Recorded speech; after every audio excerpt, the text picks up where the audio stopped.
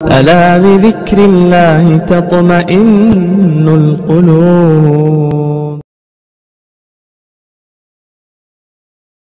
السلام علیکم ورحمۃ اللہ وبرکاتہ. الحمد للہ نحمده ونستعینه ونستغفره ونؤمن به ونتوکل علیہ ونعوذ باللہ من شرور انفسنا ومن سیئات اعمالنا. من يهده الله فلا مضل له ومن يضلله فلا هادي له ونشهد أن لا إله إلا الله وحده لا شريك له ونشهد أن سيدنا وسندنا وشفيعنا وحبيبنا ومولانا محمدا عبده ورسوله. أما بعد فأعوذ بالله من الشيطان الرجيم. بسم الله الرحمن الرحيم. إنا نحن نزلنا الذكر وإنا له لحافظون. وقال تعالى فاذكروني أذكركم واشكروا لي ولا تكفرون. صدق اللہ مولانا العظیم وصدق رسولہ النبی الکریم وعلى آلہ واصحابہ وازواجہ وذریاتہ واہل بیتہ اجمعین والحمد للہ رب العالمین. اللہم صل علی سیدنا مولانا محمد وعلى آل سیدنا ومولانا محمد وبارک وسلم. وہ زمانے میں معزز تھے مسلمان ہو کر، وہ زمانے میں معزز تھے مسلمان ہو کر، اور ہم خوار ہوئے تارک قرآن ہو کر.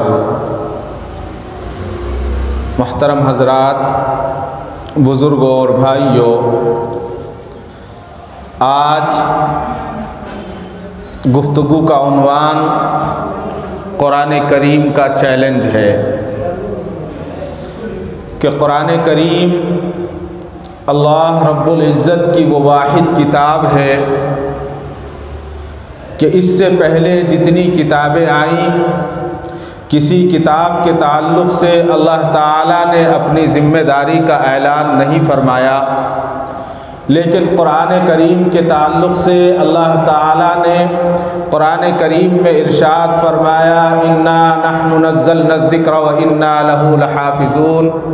ہم نے قرآن کریم کو نازل فرمایا اور ہم ہی اس کی حفاظت کرنے والے ہیں. 1400 سال گزر چکے ہیں اور 1400 سال گزرنے کے باوجود آج تک قرآن کریم کے ایک حرف، ایک آیت یا ایک زبر یا زیر یا پیش میں کمی پیشی واقع نہیں ہوئی، نہ قیامت تک واقع ہوگی. بہت ساری کوششیں کی گئی اور کوششیں کر رہے ہیں، کل قیامت تک کرتے رہیں گے، لیکن انشاءاللہ وہ اللہ تبارک و تعالی سے جنگ نہیں کر سکتے، اللہ تبارک و تعالی سے مقابلہ نہیں کر سکتے، اس لیے کہ اللہ نے اس کی حفاظت کی ذمہ داری خود لے رکھی ہے.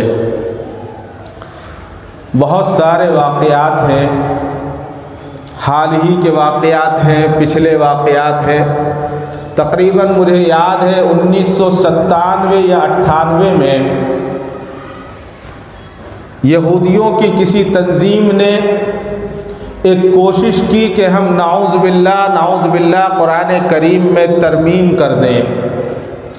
تو انہوں نے اپنے ایک خاندانی کو، اپنے ایک یہودی کو قرآن کریم کی تعلیم دلائی، اس کو بہترین عالم بنایا، بہترین ادیب بنایا، مفسر بنایا، اور اس قابل اس کو بنا دیا کہ وہ عربی لکھ سکے، بول سکے اور اس کو سمجھ سکے.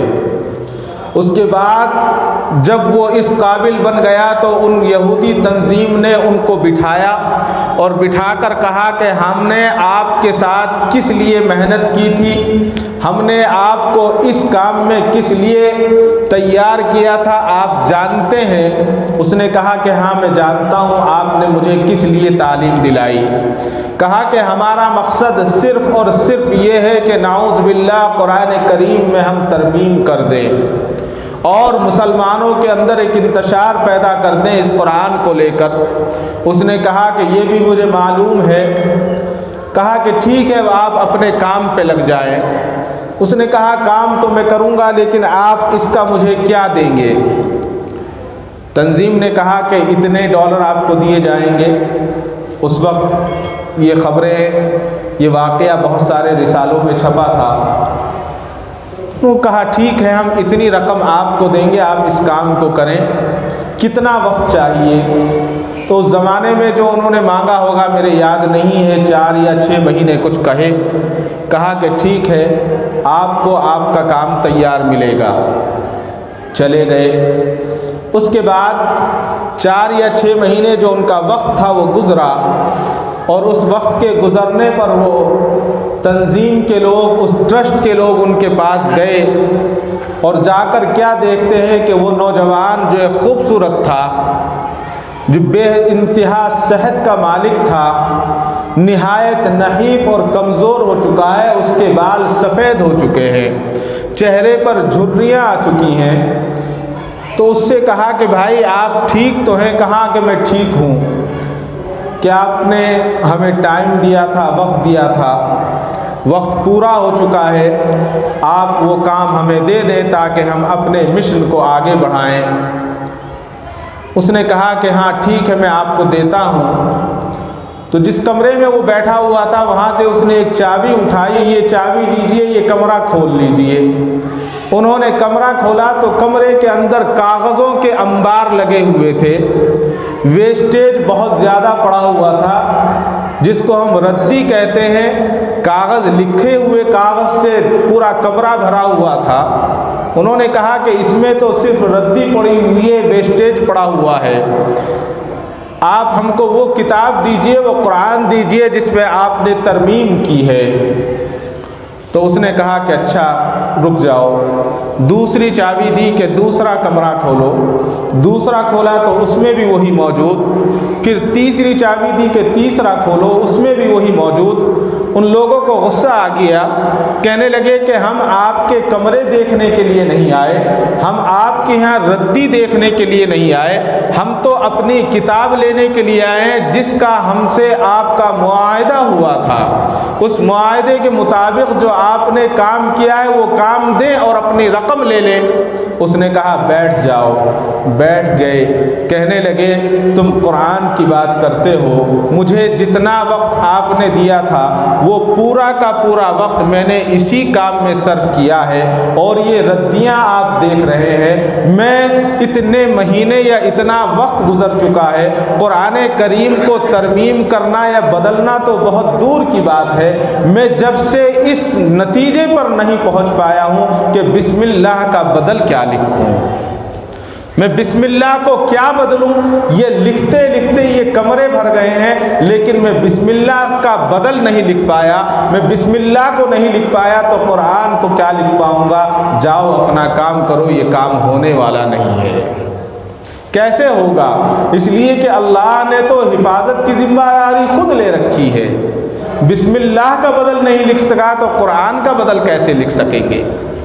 یہ تو آج کے زمانے کی بات ہے۔ حضور اکرم صلی اللہ علیہ وسلم کے زمانے میں واپس چلیں۔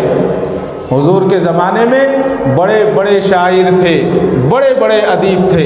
آج ٹیپ ریکارڈ کا زمانہ ہے، سی ڈی کا اور پین ڈرا کا زمانہ ہے، کمپیوٹر کا زمانہ ہے، اور بہت ساری ٹیکنالوجی کا زمانہ ہے۔ وہ زمانہ ٹیکنالوجی کا زمانہ نہیں تھا، لیکن اس زمانے میں اللہ تبارک و تعالیٰ نے انسان کو اس کمپیوٹر سے زیادہ ذہن دیا تھا، ان کا دماغ اس کمپیوٹر سے زیادہ چلا کرتا تھا۔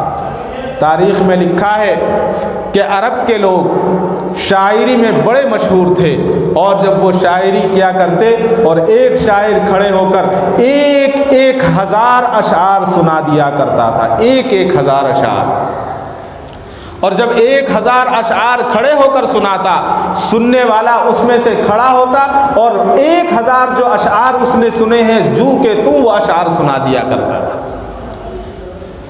تو یہ ٹیکنالوجی کا زمانہ نہیں تھا، لیکن اس کے باوجود اللہ نے ان کو وہ میموری پاور عطا فرمائی تھی کہ آج ہمارے اور آپ کے تصور میں نہیں ہے، ہم اس کو سوچ نہیں سکتے۔ جب مکے کے مشرکین نے کہا کہ نعوذ باللہ محمد عربی صلی اللہ علیہ وسلم کلام خود بناتے ہیں اور صبح میں سنا دیتے ہیں، تو اللہ کی طرف سے حکم ہوا کہ ٹھیک ہے، تو اس کی مثال پیش کرو۔ بہت لمبا واقعہ ہے، اتنی صورتوں کی پیش کر دو، نہیں کر سکے کہ اتنی کی کر دو، نہیں کر سکے کہ اتنی کی کر دو، کم کرتے کرتے سب سے چھوٹی صورت انا اعطیناک الکوثر فصل لربک وانحر ان شانئک هو الابتر، اس صورت پر کہا گیا کہ آپ یہ بالکل چھوٹے چھوٹے 3 آیتیں ہیں، اس کی مثل پیش کرو۔ کہنے لگے یہ تو بہت آسان ہے۔ تو کعبۃ اللہ کی دیوار پر مہینوں تک یہ آیت لٹکی رہی لکھ کر، لیکن کسی ادیب کی، کسی شاعر کی، جن کے بڑے بڑے ذہین تھے جو لوگ، ان کی ہمت نہیں ہوئی کہ سورہ کوثر کی مثل پیش کریں، یعنی سورہ کوثر جیسی کوئی اور سورت بنا کر لکھ کر دے دیں۔ آخرکار جب سارے مشرکین کی ناک کٹنے لگی، بچے بھی ہنسنے لگے کہ ایک چھوٹی سی صورت کی مثال تم نہیں دے سکتے، اور قرآن کریم پر نعوذ باللہ تہمت لگاتے ہو کہ یہ محمد کا کلام ہے، یہ جادو سے بنایا ہوا کلام ہے۔ تو سارے کے سارے جتنے سردار تھے سب جمع ہوئے، وہ کہنے لگے کہ اس تعلق سے ہمیں سوچنا چاہیے، اتنے مہینے ہو گئے ہیں، ایک چھوٹی سی صورت کی ہم مثال نہیں دے سکے، تو لہٰذا اس صورت کے تعلق سے ہمیں سوچنا چاہیے اور ہمیں اس کی فکر کرنی چاہیے اور اس کا جواب دینا چاہیے، اس لیے کہ ہم میں بڑے بڑے شاعر موجود ہیں۔ کوئی جواب نہیں دے سکا، تو سب نے کہا کہ ہم تمام شاعروں کا جو بڑا شاعر ہے وہ فلاں پہاڑ پر رہتا ہے اور بہت بڑا شاعر ہے، اس کے پاس چلتے ہیں اور امید ہے کہ اس کام کو وہ آسانی سے کر دیں گے۔ چلے گئے، جانے کے بعد کہا کہ بہت ہم پریشان ہیں، بے عزتی ہو گئی ہے، اس لیے کہ محمد عربی صلی اللہ تعالی علیہ وسلم جو کلام لوگوں کو سناتے ہیں، اس کلام کی ہم مثل پیش نہیں کر پا رہے ہیں، یعنی اس کا جواب نہیں دے پا رہے ہیں، بالکل ایسا ہی اس کا ڈپلیکیٹ نہیں بنا پا رہے ہیں۔ ہمیں ایک چھوٹی سی آیت، یہ قرآن کی صورت دی گئی ہے، انا اعطیناک الکوثر فصل لربک وانحر ان شانئک هو الابتر، اس کی ڈپلیکیٹ اس طرح سے ہمیں کچھ بنا کر پیش کرنا ہے۔ اس نے کہا کہ اچھا ایسا کرو کہ تم سناؤ، میں آگے لکھواتا ہوں۔ تو انہوں نے سنایا انا اعطیناک الکوثر فصل لربک وانحر ان شانئک هو الابتر۔ شاعر نے کہا جلدی سے لکھو، اگلی آیت تیار ہے۔ کہا کہ کیا لکھنا ہے؟ کہا کہ ھذا لا کلام البشر، یہ کسی انسان کا کلام نہیں ہو سکتا، یعنی یہ کوئی مسلمان نہیں کہہ رہا ہے، یہ ایک مشرک ہی کہہ رہا ہے، یہ کافر ہی کہہ رہا ہے کہ یہ کلام انسان کا ہے ہی نہیں ہے۔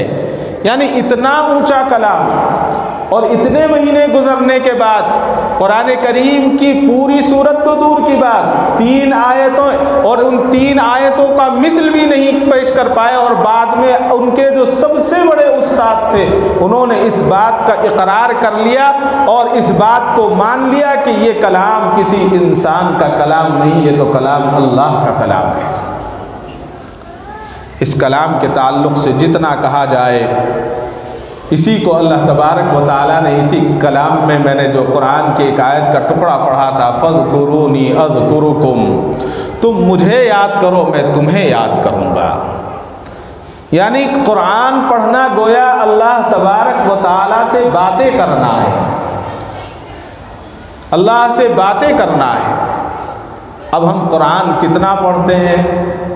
اور ہمیں قرآن سے کتنی محبت ہے یہ کسی کو کہنے کی ضرورت نہیں ہے۔ ہم زبانیں تو ضرور کہتے ہیں، لیکن اللہ جانتا ہے، اللہ جانتا ہے، اللہ ہمیں معاف کرے کہ ہمارے دل میں قرآن کریم کی کوئی عظمت نہیں ہے۔ موسیٰ علیہ السلام نے اللہ تبارک و تعالیٰ سے معلوم کیا، اے اللہ تعالیٰ آپ یہ بتائیے کہ آپ کہاں رہتے ہیں؟ کہا کہ اے موسیٰ میں ہر مومن کے دل میں رہتا ہوں، ہر مومن کے دل میں رہتا ہوں۔ اور علماء کرام فرماتے ہیں کہ مومن وہ ہے جس کے دل میں قرآن ہو، جس کے دل میں اللہ کا ذکر ہو، اور جس کے دل میں اللہ کا ذکر ہوتا ہے اور قرآن ہوتا ہے، اللہ تبارک و تعالیٰ اس کے دل میں رہتے ہیں۔ حضرت ابی بن کعب رضی اللہ تعالیٰ عنہ مشہور صحابی رسول ہے۔ ایک مرتبہ تشریف فرما تھے، حضور نے فرمایا ابی بن کعب تم یہاں آؤ اور مجھے سورہ بینہ سناؤ۔ حضرت ابی ابن کعب بھی بہت سمجھدار تھے، کہنے لگے کہ یا رسول اللہ یہ آپ فرما رہے ہیں یا اللہ فرماتے ہیں؟ اس لیے کہ نبی جو بھی کام کرتا ہے وہ اللہ کے حکم پر کرتا ہے، اپنی مرضی سے نہیں کرتا۔ جو بھی نبی کام کرتے ہیں وہ اللہ کے حکم پر کرتے ہیں۔ حضور اکرم صلی اللہ علیہ وسلم نے ارشاد فرمایا ابی یہ اللہ فرما رہے ہیں۔ فرمایا کہ کیا اللہ نے میرا نام لے کر کہا ہے؟ حضرت ابی بن کعب رضی اللہ تعالیٰ عنہ عرض کرتے ہیں کیا یا رسول اللہ کیا اللہ نے میرا نام لے کر کہا ہے کہ تم ابی بن کعب سے قرآن سنو؟ حضور اکرم صلی اللہ علیہ وسلم نے فرمایا کہ جی ہاں، مجھے کہا ہے کہ تم ابی بن کعب سے قرآن سنو اور میں بھی سنوں گا، تم قرآن سنو اور میں بھی سنوں گا۔ جب یہ جملے حضور اکرم صلی اللہ تعالی علیہ وسلم کے سنے تو حضرت ابی بن کعب رونے لگے، خوشی سے رونے لگے کہ اللہ تبارک و تعالی نے مجھے قرآن کو سنانے کا حکم دیا ہے اور فرمایا ہے کہ محمد تم بھی قرآن سنو اور میں بھی قرآن سنوں گا۔ قرآن کریم اتنی اونچی چیز ہے۔ حضرت عاصم رحمۃ اللہ علیہ ایک مشہور بزرگ گزرے ہیں، بہترین قاری قرآن تھے، بہت شاندار قرآن کریم پڑھا کرتے تھے، لیکن آپ کی ایک کرامت تھی کہ حضرت عاصم رحمۃ اللہ علیہ جب قرآن کریم پڑھتے تو مسجد نبوی خوشبو سے معطر ہو جایا کرتی تھی، ساری مسجد میں خوشبو پھیل جاتی۔ حضرت عاصم رحمۃ اللہ علیہ کی تلاوت سننے کے لیے لوگ انتظار کیا کرتے تھے کہ عاصم کب آئیں گے اور عاصم رحمۃ اللہ علیہ قرآن کی تلاوت کریں گے تاکہ خوشبو پھیل جائے۔ لوگوں نے پوچھا کہ عاصم یہ بتائیے کہ آپ جب قرآن پڑھنے کے لیے آتے ہیں تو کیا منہ میں کوئی خوشبو لے کر آتے ہو؟ کیا منہ میں الائچی رکھ کر آتے ہو یا کوئی خوشبو لے کر آتے ہو جس کی وجہ سے آپ کے قرآن پڑھنے کے بعد مسجد میں خوشبو پھیل جاتی ہے؟ حضرت عاصم رحمۃ اللہ علیہ نے فرمایا کہ نہیں، میں کوئی خوشبو لے کر نہیں آتا، میں کوئی چیز کھا کر نہیں آتا، بلکہ یہ راز بڑا عجیب راز ہے، میں تمہیں بتا دیتا ہوں۔ حضرت عاصم رحمۃ اللہ علیہ فرماتے ہیں راز یہ ہے کہ جب میں قرآن پڑھتا ہوں اور پوری توجہ کے ساتھ قرآن کو پڑھتا ہوں، ایک مرتبہ میں رات میں سویا ہوا تھا، حضور اکرم صلی اللہ علیہ وسلم کا خواب میں دیدار ہوا۔ خواب میں دیدار کے بعد نبی اکرم صلی اللہ علیہ وسلم نے فرمایا عاصم تم قرآن بڑی محبت سے پڑھتے ہو، آؤ اپنا منہ میرے قریب کرو تاکہ تمہارے ہونٹوں کو میں بوسہ دے دوں، تمہارے ہونٹوں کو میں چوم لوں۔ حضرت عاصم رحمۃ اللہ علیہ فرماتے ہیں کہ میں نے اپنا منہ آقائے مدنی صلی اللہ علیہ وسلم کے چہرے انور کے قریب کر دیا۔ حضور اکرم صلی اللہ علیہ وسلم نے اپنے لب مبارک سے میرے ہونٹوں کا بوسہ لیا۔ جب میں اٹھا تو میں نے دیکھا کہ میرے ہونٹ خوشبو سے معطر ہو چکے چکے ہیں۔ اب میں جب بھی قرآن کریم کی تلاوت کرتا ہوں میرے ہونٹوں سے خوشبو آنے لگتی ہے۔ یہ خوشبو میرا کوئی کمال نہیں ہے، یہ خوشبو قرآن پڑھنے کا اعزاز ہے، یہ خوشبو اعزاز ہے حضور اکرم صلی اللہ تعالی علیہ وسلم نے حضور کے لب مبارک میرے لبوں سے لگے، اس لیے یہ خوشبو پیدا ہو گئی۔ لہٰذا یہ کوئی ویسی خوشبو نہیں ہے بلکہ حضور اکرم صلی اللہ علیہ وسلم کی خوشبو ہے۔ ہم قرآن کو سمجھتے نہیں ہیں لیکن قرآن دلوں میں اترتا ہے، دلوں میں چوٹ لگتی ہے۔ حضرت ابو بکر صدیق رضی اللہ تعالیٰ جب اپنے چبوترے پر بیٹھ کر قرآن کریم کی تلاوت کیا کرتے تھے تو مکے کی خواتین جو مشرکین تھی وہ سن سن کر مسلمان ہو جایا کرتی تھی۔ قرآن کریم آپ ایک مرتبہ پڑھیں۔ اب سورہ فاتحہ ہم پورے دن کتنی مرتبہ پڑھتے ہیں؟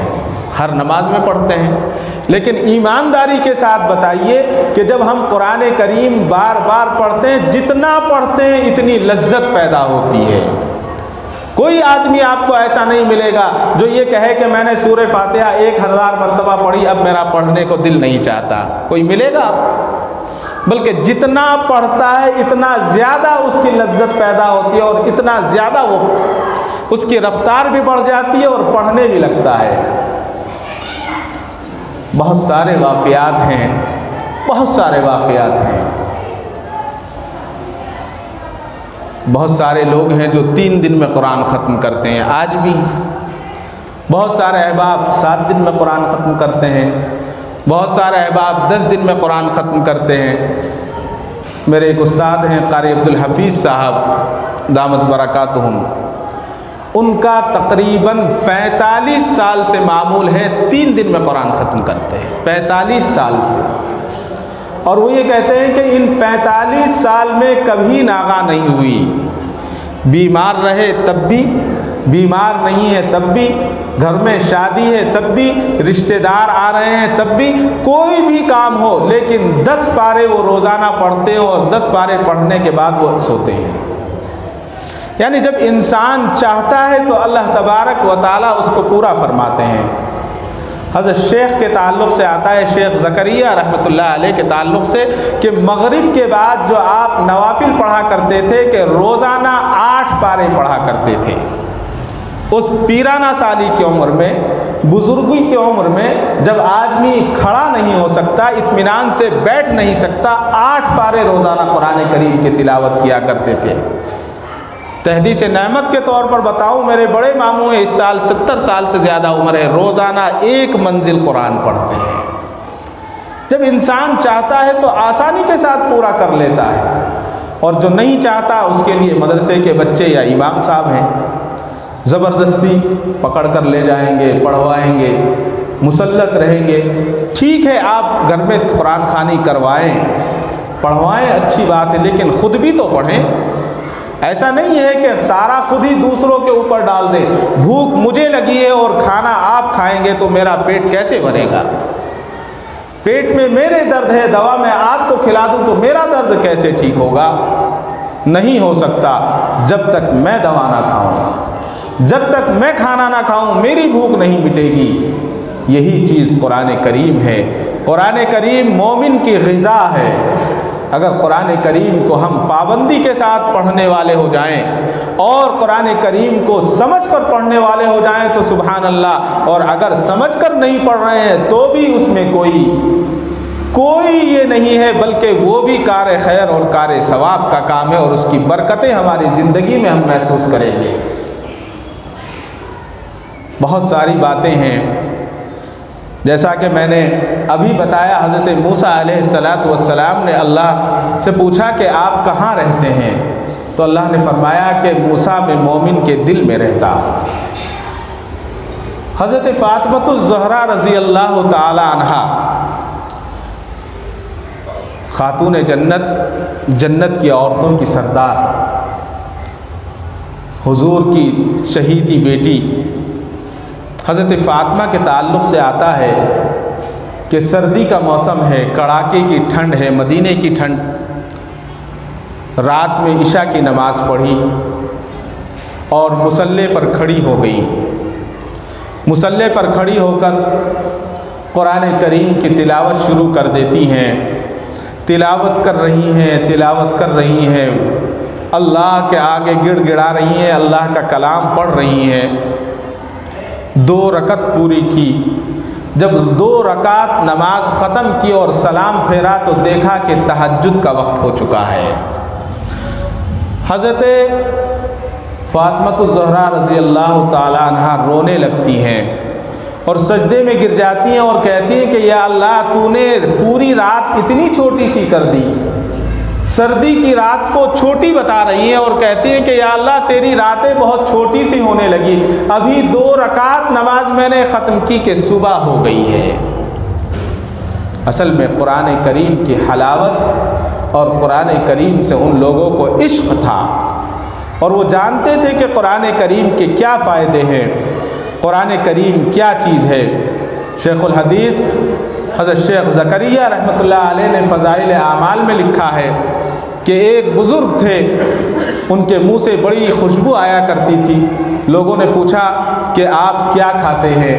کہا کہ میں کچھ کھاتا نہیں ہوں، بلکہ ایک دن میرا روزانہ کا معمول تھا کہ میں درود شریف پڑھوں اور سو جاؤں۔ ایک روز حضور اکرم صلی اللہ علیہ وسلم کی زیارت ہوئی، آپ نے فرمایا، اے میرے امتی، تو کتنی محبت کے ساتھ درود پڑھتا ہے، تو میرے قریب آ جاتا کہ میں تیرا بوسہ لے لوں۔ میں نے اپنا منہ قریب کر لیا، حضور نے میرے کلے پر میرا بوسہ لیا۔ جب صبح اٹھا تو میرا گھر مشک کی خوشبو سے بھرا ہوا تھا۔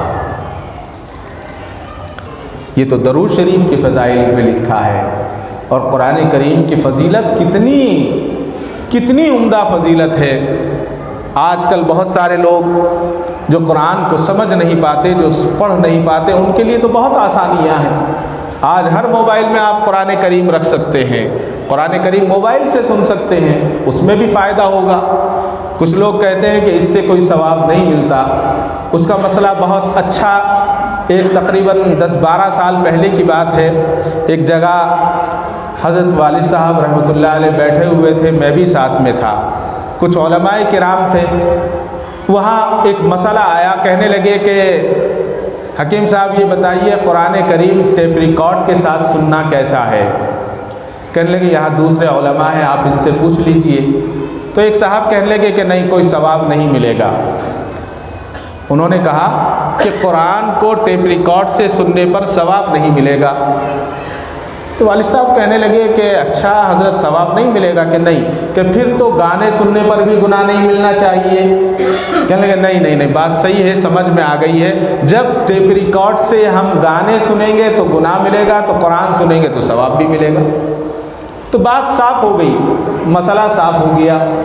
اس لیے کہ یہ مسئلہ پرانے زمانے کا نہیں ہے، جدید مسئلہ ہے، آپ مفتیان کرام سے پوچھ سکتے ہیں۔ تو قرآن کریم کو ہم کسی نہ کسی بہانے سن سکتے ہیں، لیکن ایسا نہ ہو کہ ہم قرآن کریم کو لگا دیں اور پھر اپنے دوسرے کام میں لگ جائیں۔ یہ قرآن کریم کی بے ادبی ہے، بے حرمتی ہے۔ بہت سارے آپ نے دکانوں پر دیکھا ہوگا، صبح یاسین لگا دیتے ہیں موبائل کے اندر اور جھاڑو دینا شروع کر دیتے ہیں، صفائی شروع کر دیتے ہیں۔ یہ بے ادبی ہے۔ اگر قرآن کو آپ کو سننا ہے، پہلے قرآن جو آپ کا کام ہے اس کو ختم کر لیں، اس کے بعد اس کو شروع کریں اور اطمینان سے بیٹھ کر سنیں، تو یہ قرآن کا ادب ہے۔ تو اس سے پھر فائدہ حاصل ہوگا۔ اور بے ادبی کے ساتھ اگر قرآن کریم کی بے حرمتی کریں گے تو اللہ تبارک و تعالیٰ اس پر پکڑ بھی فرمائے۔ حضرت امام اعظم امام ابو حنیفہ رحمۃ اللہ علیہ کو کون نہیں جانتا؟ امام اعظم ہیں۔ آپ کے تعلق سے آتا ہے کہ جب رمضان المبارک کا مہینہ آتا تو امام اعظم رحمۃ اللہ علیہ 60 پر 3 قرآن ختم کیا کرتے تھے 30 دن میں، 60 پر 3 قرآن۔ اب آپ کہیں گے کہ 63 قرآن کیسے ختم ہو جایا کرتے تھے؟ اللہ نے ان کی زندگیوں میں برکت دی تھی، ایک قرآن دن میں پڑھتے، ایک قرآن رات کو پڑھتے، اور 3 قرآن تراویح میں سنتے تھے۔ 60 پر 3 قرآن ہو گئے۔ جب انسان کو محبت ہو جاتی ہے اور چاہت ہو جاتی ہے تو وہ پڑھتا ہے۔ حضرت والد صاحب رحمۃ اللہ علیہ انتقال سے ایک دن پہلے 24 گھنٹے، رات کے غالباً 10 بجے انہوں نے قرآن شروع کیا، دوسرے دن 10 بجے کہنے لگے میں نے ایک قرآن ختم کیا ہے۔ آج بھی ہیں، آسانی کے ساتھ ختم کیا۔ اس درمیان انہوں نے نمازیں بھی پڑھی، ہم سے بات بھی کی، گفتگو بھی کی، اور آخر دن انہوں نے بتایا، ہمیں نہیں معلوم تھا وہ کیا پڑھتے ہیں، آخر دن انہوں نے بتایا انتقال سے تقریباً 1.5 یا 2 گھنٹے پہلے مجھ سے کہنے لگے کہ آج کا جو میرا معمول تھا الحمدللہ پورا ہو گیا ہے، میں روزانہ 1000 مرتبہ سورہ اخلاص پڑھتا ہوں۔ بتائیے، سارے کام کرتے تھے، کھانا بھی کھاتے، نماز بھی پڑھتے، کام بھی کرتے، تجارت بھی کرتے، دوسرے معمولات بھی، لیکن اس کے ساتھ 1000 مرتبہ سورہ اخلاص اور تسبیحات بھی تھی۔ یعنی جب انسان چاہتا ہے تو اللہ تبارک و تعالیٰ اس کے وقت میں برکت عطا فرما دیتے ہیں، اور وہ ایسی برکت عطا فرماتے ہیں کہ انسان کو پتہ بھی نہیں چلتا اور سارے کام مکمل ہو جاتے ہیں، سارے کام مکمل ہو جاتے ہیں۔ اللہ تبارک و تعالیٰ ہمیں اور آپ کو قرآن کریم کی صحیح قدردانی کی توفیق عطا فرمائے۔ حضرت امام شافعی رحمۃ اللہ علیہ کے تعلق سے لکھا ہے کہ امام شافعی رحمۃ اللہ علیہ مکہ مکرمہ گئے، اور مکہ سے آپ مدینے کے سفر آپ نے کیا، تو اس زمانے میں پیدل یا سواری کا جو بھی سفر تھا، حضرت امام شافعی فرماتے ہیں کہ میرا مکے سے مدینے جانے کا سفر 16 دن کا تھا۔ 16 دن میں مکے سے مدینہ گیا اور 16 دن میں مدینے سے مکہ واپس آیا، تو 16 دن میں نے 16 قرآن کریم پڑھے۔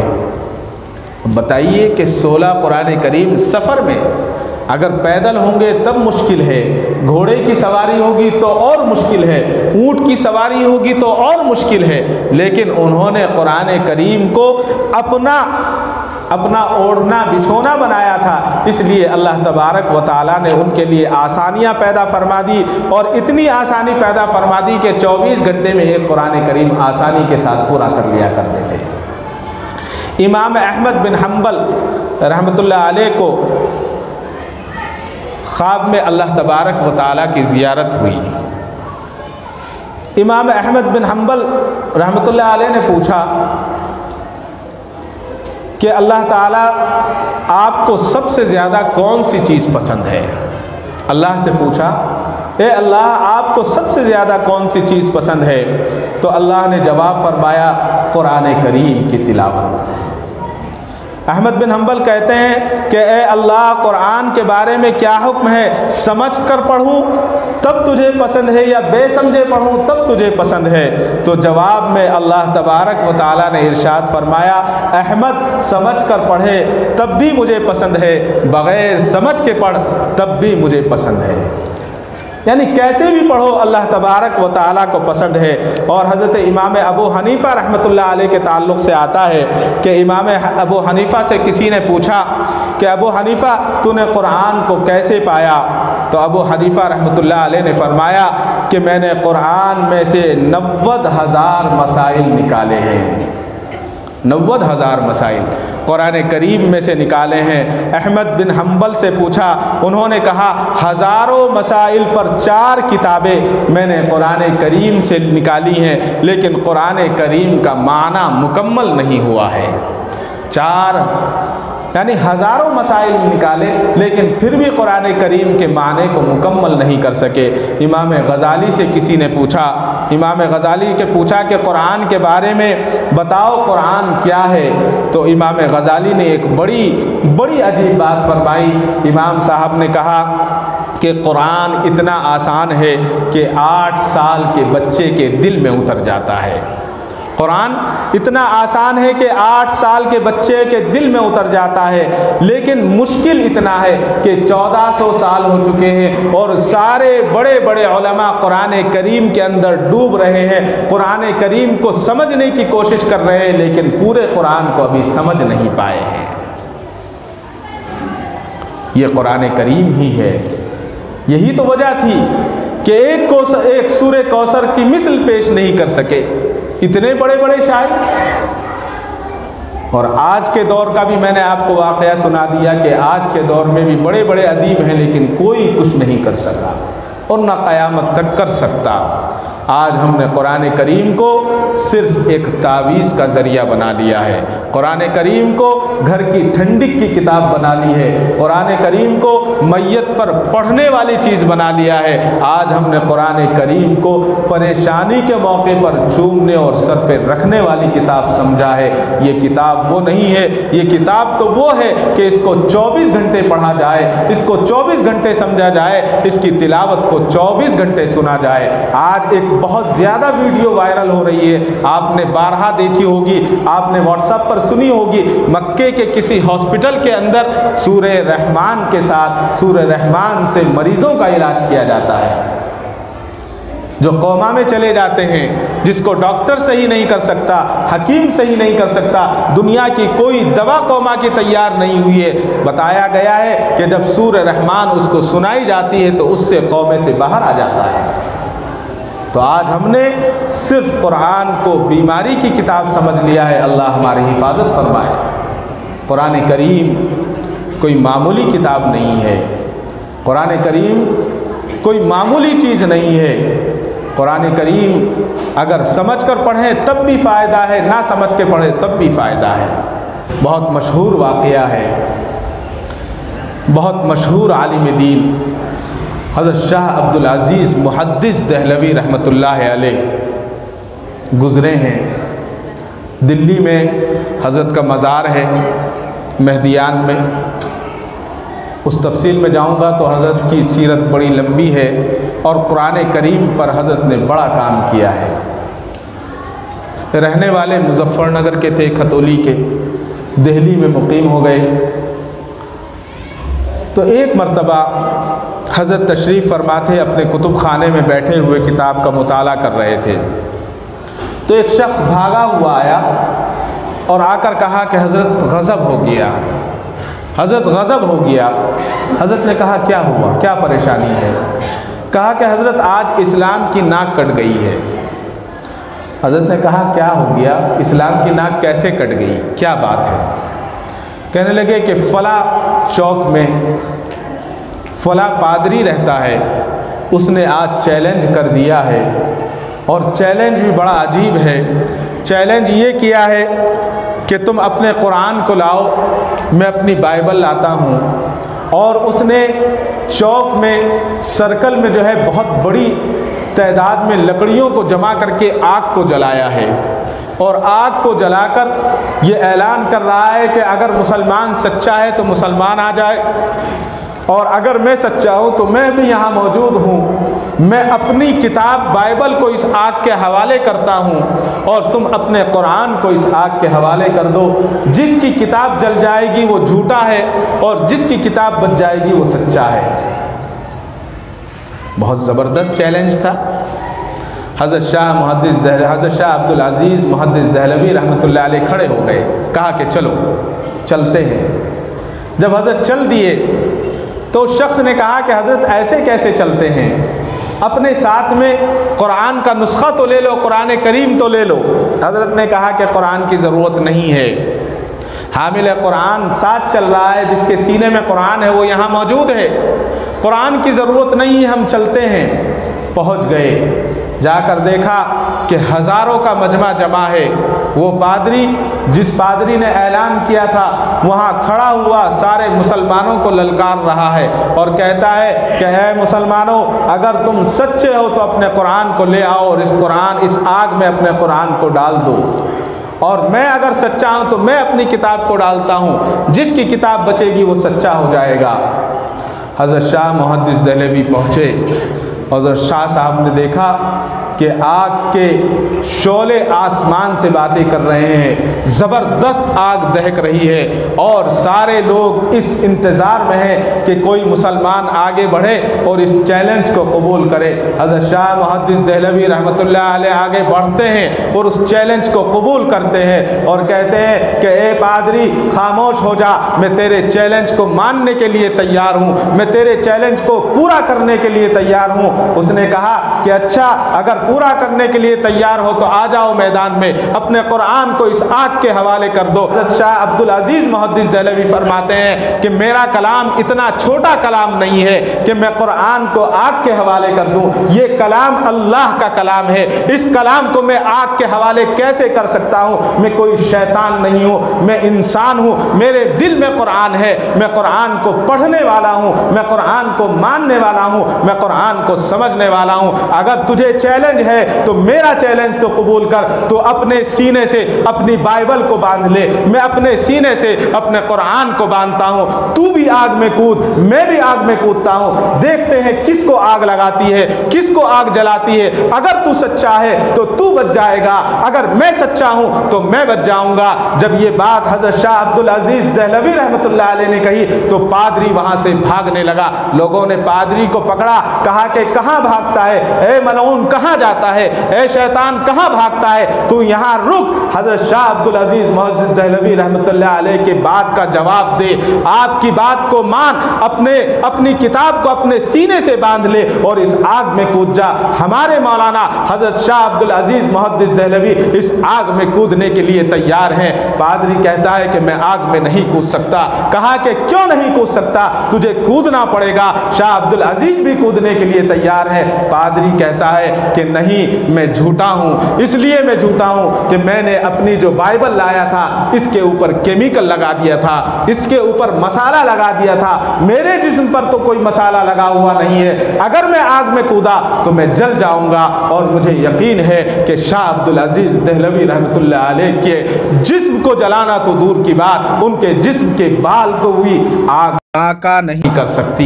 یہ قرآن کی حقیقت ہے، یہ قرآن کا چیلنج ہے۔ قرآن کریم کو اگر سمجھا جائے، قرآن کریم کو اگر معلوم کیا جائے، قرآن کریم سے پوچھا جائے تو ہمیں پتہ چل جائے گا کہ قرآن کریم کیا ہے۔ اس زمانے میں بھی چیلنج کرتے تھے، آج بھی کر رہے ہیں اور کرتے رہیں گے، لیکن کوئی اس چیلنج کو پورا نہیں کر سکے گا، اس لیے کہ اللہ تبارک و تعالیٰ نے اپنی ذمہ داری میں لے رکھا ہے۔ اگر ہم قرآن نہیں پڑھیں گے تو اللہ کسی اور کو کھڑا کر دے گا، کوئی اور کھڑا ہو جائے گا، کوئی اور قرآن کی تلاوت کرنے لگے گا۔ اللہ کو ہماری ضرورت نہیں ہے، بلکہ ہمیں اللہ کی ضرورت ہے، بلکہ ہمیں اللہ کی ضرورت ہے۔ اگر ہمیں اللہ کی ضرورت ہے تو ہمیں قرآن کو پڑھنا بھی ہوگا، اپنے بچوں کو پڑھانا بھی ہوگا، قرآن کو سمجھنا بھی ہوگا، قرآن کو سمجھانا بھی ہوگا۔ علامہ اقبال نے اسی کو کہا تھا، یہ راز کسی کو نہیں معلوم کہ مومن، یہ راز کسی کو نہیں معلوم کہ مومن، قاری نظر آتا ہے حقیقت میں ہے قرآن۔ قاری نظر آتا ہے یعنی پڑھنے والا نظر آتا ہے، لیکن حقیقت میں ہے قرآن۔ علامہ اقبال نے اسی کو تو کہا تھا، وہ زمانے میں معزز تھے مسلمان ہو کر، وہ زمانے میں معزز تھے مسلمان ہو کر، ہم خوار ہوئے تارک قرآن ہو کر۔ بس دعا فرمائیں اللہ تبارک و تعالی مجھے اور آپ کو کہنے سننے سے زیادہ قرآن کریم کو سمجھنے کی اور قرآن کریم کی عزت کی اور قرآن کریم کی تعظیم کی اور قرآن کریم کی تکریم کی توفیق عطا فرمائے اور قرآن کریم کو خوب سمجھ کر تلاوت کی توفیق عطا فرمائے۔ وآخر دعوا ان الحمد للہ رب العالمین۔